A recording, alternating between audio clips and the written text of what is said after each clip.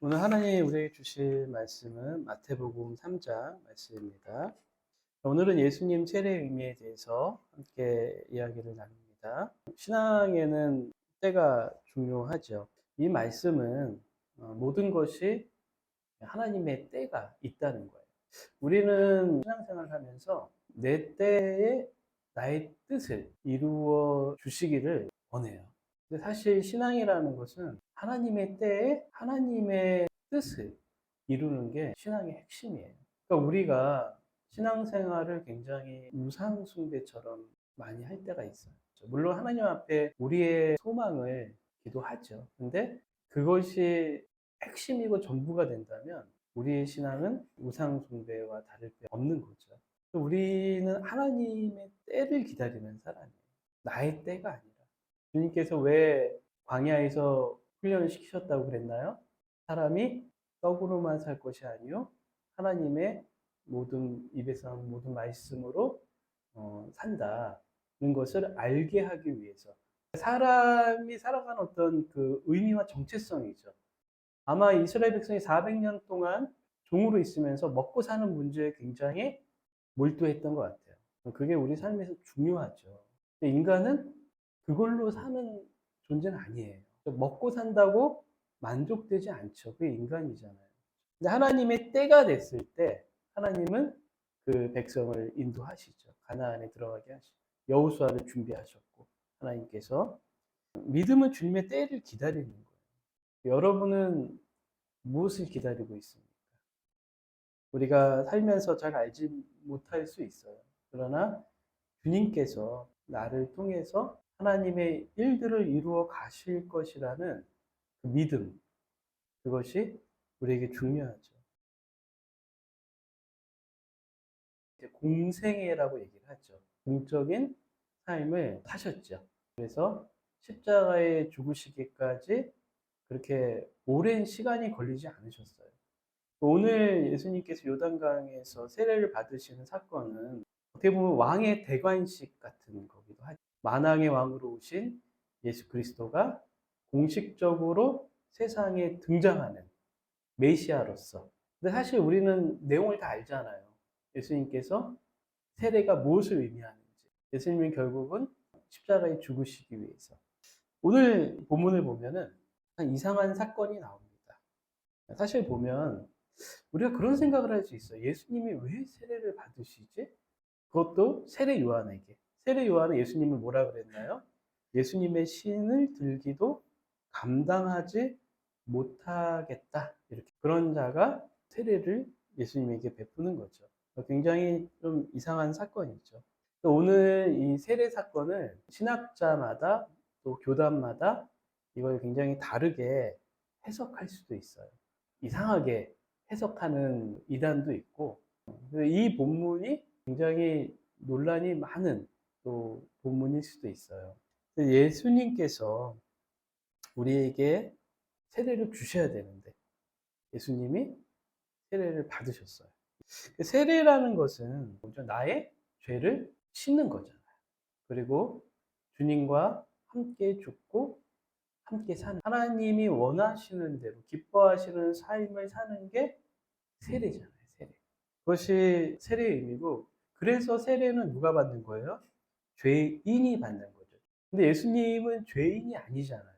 요한도 당황했죠. 오늘 14절을 보면 내가 당신에게 세례를 받아야 할 터인데, 예수님이 세례를 받으신 이유가 뭐라고 얘기하셨나요? 오늘 말씀을 보니까 15절에 보니까 뭐라 그러세요? 신약 성경에서 빨간 건 예수님이 하신 말씀이에요. 이제 허락하라. 우리가 이와 같이 하여 모든 의를 이루는 것이 합당하니라.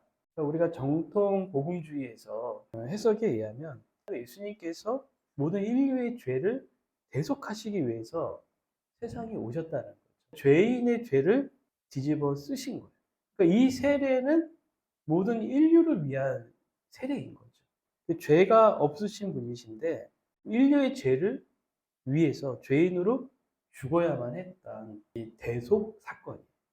그러니까 우리 죄를 위해서 죽으심으로 그것이 뭐라고요? 하나님의 의를 궁극적으로 이루시는 거예요. 그것이 예수님의 사역의 가장 중요한 부분이에요. 예수님은 자기 죄 때문이 아니라 인류의 죄를 위해서 세례를 받으신 거예요. 그래서 이사야서 53장 5절을 보면 뭐라 그래요? 그가 찔림은 우리의 허물을 인하며 그가 상함은 우리의 죄악을 인하며 그가 징계를 받음으로 우리가 평화를 누리고 그가 채찍에 맞음으로 우리가 나음을 입었도다. 이렇게 표현하고 있죠. 사실은 우리가 이거를 뜻을 알면 굉장히 감동이 되죠. 근데 오늘도 사실 이 세례를 받으시는 사건도 굉장히 겸손하신 사건이죠. 예수님에게는 하나님의 그 뜻을 이루는 그게 가장 중요한 삶의 모토였어요. 그 우리도 다르지 않습니다. 예수 그리스도를 나의 구주와 주님으로 섬기는 우리들도 살아가는 게 단순히 그냥 먹고 사는 문제가 아니라 내가 생업을 통해서 나의 삶을 통해서 내가 하나님의 의를 어떻게 이루어갈 것인가. 그것이 우리의 기도의 제목이 돼야 되고 우리의 삶의 고민이 돼야 돼요. 그것을 위해서 우리 주님은 어떤 자리도 마다하지 않으셨어요. 사실 교회에서 많은 분란 중에 하나가 자리에 대한 문제입니다. 자신에게 걸맞지 않다고 생각하는 일들은 하지 않으려고 합니다. 그래서 연말이 되면은 그런 인사이동처럼 교회에서도 직분에 대한 자리 임명이 있잖아요. 그러나 하나님의 의를 위해서라면 어떤 자리도 감당하신 분이 예수님이라는 거죠. 우리가 교회 생활을 하면서 나는 과연 어떻게 살고 있는가? 그 자리를 내가 하나님의 의를 위해서 내가 감당하고 있는가? 미스터 션샤인이라는 드라마를 보면은 나라를 지키기 위해서 무명의 사람들이 자신의 목숨을 초계와 같이 버렸죠. 근데 그 중에는 힘없고 약한 천민들이 많았다고 그럽니다. 근데 어제 거기서 대사를 들었는데 감동이 됩니다. 너의 아버지의 죽음은 의로운 죽음이었다. 이 땅에서 살 후세들을 위해서 죽은 죽음이었다. 나라를 위해서 죽은 죽음은 의로운 죽음이죠. 제가 홍천에서 근무했던 부대가 유해 발굴하는 부대였어요. 우리 용사들이 산을 이제 삽으로 계속 파고 막 유해가 상하지 않도록 굉장히 조심스럽게 발굴을 합니다. 유해가 발굴되면은 마음이 굉장히 숙연해지는 것 같아요. 어떤 사람은 몇십 년 전에 그 꾸부정한 자세로 이렇게 총에 맞아서 죽은 그 자세로 총을 들고 이렇게 엎드려 있는 그 모습 그대로 유해가 발굴이 되는 그런 모습을 보면 굉장히 숙연합니다. 예수님도 30대 때 십자가에 죽으셨잖아요. 굉장히 인간적으로 볼 때 비참한 죽음이고 인간적인 눈으로 볼 때 개죽음일 수도 있죠. 그러나 그 죽음은 한 나라를 살리는 것이 아니라 온 인류를 살리는 하나님의 의를 이루는 의로운 죽음이었죠. 그래서 그것을 하나님의 의를 이룰 수 있다면 죽음마저도 감당할 수 있는 그런 믿음이 있었던 거죠. 우리 순교자들도 그렇잖아요. 그 위해서라면. 제가 제일 힘들었던 게 교육자 하면서 연말마다 그 교사 충원하는 게 제일 힘들었어요. 다 다니면서 할 만한 사람들을 명단에 쭉 올린 다음에 그분들에게 이제 권유를 하는 거예요. 그러면은 이제 막 고민을 해요. 그래서 이제 교사를 하시는 분도 있고 끝까지 난 못한다고 능력이 안 된다고 진짜 능력이 안 되겠습니까? 그게 겸손 같은데 사실 교만이죠. 누구 능력 돼서 합니까? 목회자들이 다 능력 된다고 목사를 합니까? 하나님 앞에 순종하는 거죠. 순종. 모든 직분은 그렇습니다. 자기가 능력이 있어서 시키는 게 아니죠. 순종하다 보면 능력도 생기는 거죠. 하나님은 저에게 작은 교회를 맡기셨어요. 어쩌면 대전에서 제일 작은 교회가 아닐까. 이유는 모르겠어요. 근데 이게 하나님의 의를 이루는 거라면 어디에서든지 감당해야 하는 거죠. 하나님의 뜻을 이루기 위해서 우리에게 하나님의 의라는 단어 앞에서 그 모든 것들이 사실은 아무것도 아니라는 거. 그래서 그런 생각을 많이 해요. 그래서 앞으로 저도 제 인생이 어떻게 될지 모르지만은 제가 어디에서 무엇을 하든지 이게 가장 중요하다.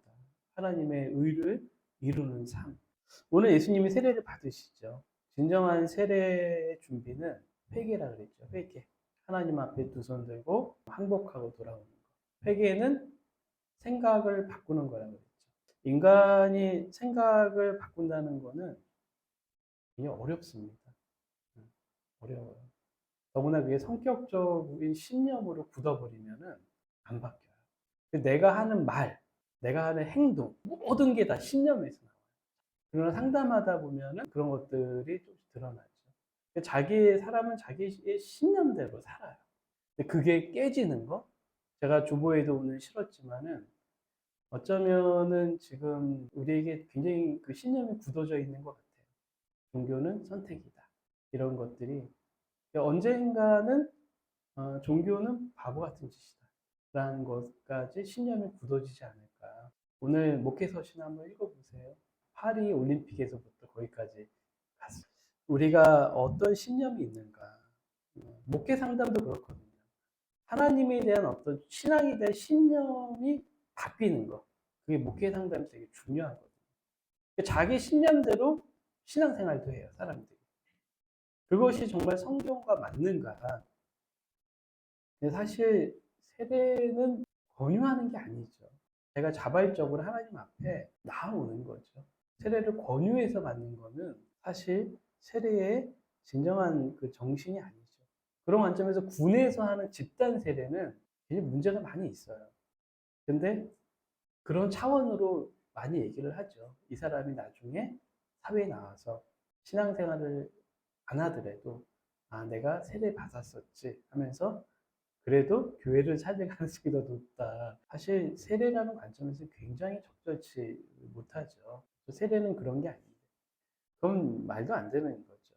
세례라는 것은 자기 인생이 새롭게 태어난 날인데 여러분 생일을 기억 못합니까? 세례 받은 날은 내가 예수 그리스도와 함께 죽었다 다시 살아난 날이에요.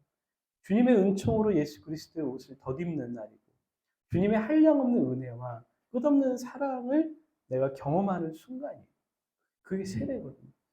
그리고 다시는 내 마음대로 사는 게 아니라 주님의 의를 위해서, 주님의 뜻을 위해서 살 거다. 그런 어떤 고백인 거죠. 오늘 주님께서 세례를 받으셨어요. 근데 예수님께서 세례를 받으실 때 굉장히 초자연적인 역사가 일어납니다. 어떤 일이 일어나죠? 하늘이 열려요. 하늘이 열리고 그리고 성령께서 비둘기 같이 임하시죠. 우리가 세례를 받는 그 사건은 하늘이 열리는 사건이에요. 스카이의 개념이 아니라 헤븐의 경험이에요. 우리가 다 이해할 수 없지만 하늘이 열린다는 거예요. 우리가 세례를 받는 그 순간에. 이게 축복인 거죠, 축복. 저는 매주의 예배가 성령의 임재가 있다고 믿습니다. 우리 예배는 하늘이 열리는 순간이에요. 그냥 시간 돼서 왔다가 그냥 시간 돼서 가는 게 아니라 지금 이 순간은 하늘이 열리는 굉장히 축복된 시간입니다. 우리가 이 의식이 없으면 우리 예배는 아무것도 아니에요. 그냥 강연일 뿐이에요. 좋은 말 들으려면은 저기 그냥 절에 가서 요즘 인기 있는 스님들 얘기 들으면 그 얘기가 훨씬 더 좋을 수도 있어요. 저도 가끔씩 스님의 강연을 듣는데 아주 명쾌하게 해답을 내요. 그러나 그런 좋은 강연하고 틀린 거죠. 예배는 하늘이 열리는 거예요. 영적인 세계가 열리는 순간. 우리 눈에 볼 수 없지만 하나님께서 성령께서 지금 이 자리에 임하시는 순간이에요. 순교자들은 하늘이 열리는 것을 봤기 때문에 죽음의 순간 앞에서 절망하거나 좌절하거나 두려워하지 않았어요. 하나님의 약속하신 하늘을 향해서 가기 때문에 그렇죠. 성령님은 우리에게 임하십니다. 지금 이곳에 함께 하세요. 하나님의 나라는 너희 안에 있다. 예수님 말씀하셨죠. 너희 사이에 지금 누가 계세요? 말씀하고 계신 예수님이 계신 거예요. 하나님의 나라는 곧 예수님이신 거예요. 예수님이 함께 하시는 이곳이 곧 하나님의 나라인 거죠. 너희가 두세 사람으로 내 이름으로 모인 곳에 나도 너희와 함께 하겠다. 초대교회 때는 이제 성령의 임재가 성령의 불, 성령의 바람, 뭐 이렇게 표현하기도 했죠. 그래서 성령의 바람이 아시아에서 아프리카를 불고 있다. 뭐 이런 얘기도 어떤 학자들은 하고, 과거에는 유럽에서 이제 아시아로 왔고, 아시아에서 미국을 거쳐서 아시아로 왔고, 아시아에서 이제 제3세계 아프리카로 갔다. 그게 벌써 20년 전에 이야기죠. 그걸 이제 성령의 바람 뭐 그렇게 표현하기도 합니다. 모르겠어요. 정확하게 뭔지는 하나님만이 아시겠죠. 그러나 지금 이 순간에 아시아건 유럽이건 아프리카건 우리가 주님의 이름으로 진정으로 예배하는 그 자리는 성령이 임하신다는 거예요. 그러면 성령이 임하신다면 우리에게 어떤 일이 일어나는가? 이사야 61장 1절을 보면 자세하게 나와 있습니다. 뭐라고 하시냐면 성령이 임하실 때 어떤 일이 일어나냐 하면 주 여호와의 영이 내게 내리셨으니 이는 여호와께서 내게 기름을 부으사 가난한 자에게 아름다운 소식을 전하게 하려 하십니다. 나를 보내사 마음이 상한 자를 고치며 포로된 자에게 자유를 같은 자에게 노임을 선포하며 여호와의 은혜의 해와 우리 하나님의 보복의 날을 선포하여 모든 슬픈 자를 위로하되 무릇 시온에서 슬퍼하는 자에게 화관을 주어 그 죄를 대신하며 기쁨의 기름으로 그 슬픔을 대신하며 찬송의 옷으로 그 근심을 대신하시고 그들의 의의 나무 곧 여호와께서 심으신 그 영광을 나타낼 자라 일컬음을 받게 하려 하십니다. 이렇게 말씀하고 있어요. 성령의 은혜가 임했을 때 이게 교회가 해야 될 일들이고 우리가 살아가면서 성령 충만한 자가 해야 될 근본적인 일이죠. 이 말씀을 우리가 잘 기억하기 바랍니다. 이사야 61장을 보면 그 말씀이 잘 나와 있어요. 성령이 임하시면 하늘의 영광을 보죠. 때로는 예수님은 귀신을 내어 쫓기도 하시고 병든 자를 고치시기도 하시고 죽은 자를 살리기도 하시고 그리고 하나님 말씀을 하나님 나라를 전파하기도 하셨어요. 예수님이 이 땅에서 하신 일들이 있죠. 그렇다고 우리가 성령이 임한다고 우리가 지금 다 귀신을 내쫓고 죽은 사람 살리고 그럴 수는 없잖아요. 그렇죠? 그러면 세상 사람들이 그러겠죠. 영안실 데려가서 살려봐, 살려봐 그러겠죠. 그렇죠? 그래서 실제로 어떤 청년 사역자는 청년들을 데리고 가서 시신 앞에 시신을 살리는 그런 일도 했다. 좀 이상한데 뭐 별 사람이 다 있죠 세상에는. 그렇죠? 이것을 어떻게 믿느냐에 따라서 예수님은 하나님이시기 때문에 못하실 일이 없는 거죠. 그렇죠? 우리가 하나님께서 허락하신 상황 속에서 하나님 허락하신다면 저를 통해서도 죽은 자를 살릴 수도 있겠죠. 그렇죠? 분명한 건 나의 뜻과 나의 능력이 아니라는 거예요. 그거를 시험 삼아 테스트 해보는 건 굉장히 어리석은 거죠. 네? 우리도 믿음만 있으면 죽은 사람을 살릴 수 있다? 그러면 우리는 다 믿음이 없는 거예요. 그렇죠? 굉장히 어떻게 보면 극단적으로 나아갈 수 있는. 네가 진짜 믿음이 있으면 귀신도 내쫓을 수 있어. 한번 해봐. 이렇게 나간다면 굉장히 극단적으로 갈 수 있는 거죠. 그건 우리 뜻이 아니에요. 하나님의 뜻이 하나님의 뜻을 이루는 거기 때문에 그게 하나님의 뜻이라면 하나님은 저를 통해서도 귀신을 내주실 수 있고 암 환자도 낫게 하실 수 있어요. 그건 분명하면 하나님의 뜻이에요. 근데 제가 존경하는 어떤 목사님은 자기 교회에 간암 말기 환자가 있었는데 그렇게 얘기했다 그래요. 굉장히 다른 목사님들이 들으면 욕을 할 수도 있지 모르겠는데 그렇게 얘기했어요. 그냥 죽음을 받아들이십시오. 기쁘게 죽으십시오. 교회가 뒤집혔다 그래요. 그 얘기했다. 저는 그분 말씀이 굉장히 일리가 있다고 봐요. 그렇죠? 가난 말기 정도 되면 죽음을 기다려야죠. 그렇죠? 그리고 우리가 어떻게 죽음을 맞이할 것인가? 우리는 기쁨으로 맞이해야죠. 요즘 한참 인기 있는 스님이 그 젊었을 때 그 얘기하는 영상이 올라왔더라고요. 기독교는 하나님 나라가 있다고 죽으면 천국 간다 하면서 왜 이렇게 죽는 걸 겁을 내는지 모르겠다고 스님이 그 얘기를 하더라고요. 우리는 죽음이란 미지의 세계이기 때문에 당연히 인간이 두려움이 있죠. 두려움이 없을 수 있는데 없는데 우리에게 그 믿음이 분명히 있으면 좋겠어요. 살아가면서 우리에게 하나님의 나라가 있다는 것, 우리가 늘 성령 충만한 사람으로 살아갈 때 우리는 그런 확신을 갖게 되는 거죠. 하나님 나라에 대한 오늘 말씀 이 성령이 비둘기같이 임하는 것 외에도 소리가 하나 들리죠. 하나님의 소리. 뭐라 그러십니까? 이는 내 사랑하는 아들이요 내 기뻐하는 자라. 이 말씀을 예수님에게 하신 어떤 독특한 말씀이기도 하지만 우리에게도 주님 말씀하십니다. 예배하실 때 하나님 우리를 기뻐하세요. 여러분의 예배를 주님이 지금 받으십니다. 그냥 여러분은 그냥 가는 그 정도로 생각할 수 있지만 여러분이 예배의 자리에서 주님을 예배하고 주님을 사모하고 주님을 생각하는 그것을 주님은 받으세요. 주님은 다 알고 있어요. 여러분의 마음을. 여러분의 마음속에 무엇이 있는지 주님은 다 알고 있어요. 여러분이 주님을 사모하고 주님을 바란다면 주님은 그것으로 족하신 분이십니다.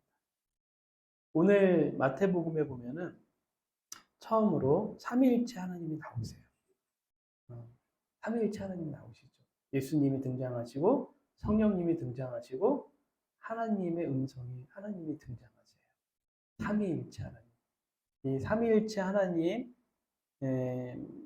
지금도 우리와 함께 하십니다. 주님은 세례를 받으시고 하늘문이 열리고 성령이 임하시고 음성을 들으셨어요. 예수님의 이 사건이 오늘날에도 우리에게 있기를 바랍니다. 우리가 하나님의 내적 음성을 우리도 들을 수 있어요. 주님께서 우리에게 주시는 확신과 음성과 사인들이 있어요. 그런 것들을 우리가 기다리면서 또 우리가 삼위일체 하나님 늘 성령 충만한 그런 삶을 우리도 살아갈 수 있기를 주의 이름으로 축원합니다. 지금 함께 기도합니다.